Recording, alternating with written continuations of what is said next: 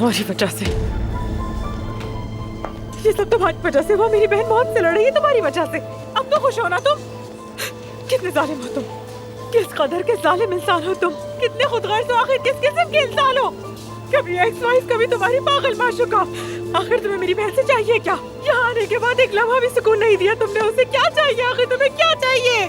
खुश हो गए हो ना तुम? अब तो खुश हो ना तुम? बताओ खुश हो के नहीं? बस करो मानूर, बस करो। वो वहाँ मौत से लड़ रही है। देखो मानूर, अभी इन सब बातों का वक्त नहीं है, रिलैक्स हो जाओ। वो बिल्कुल ठीक हो जाएगी, मैं वादा करता हूँ। मैंने कहा ना उसे कुछ नहीं होगा, वो बिल्कुल ठीक हो जाएगी। चली गई है।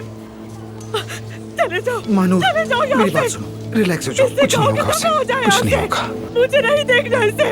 आइंदा मेरी बहन के करीब भी मत आना। निकल जाओ यहाँ से। मानूर दफा तुम हो जाओ। रिलैक्स रहो, संभालो खुद को। जाओ यहाँ से, दफा हो जाओ। क्या कर रहे हो? बस करो मानूर,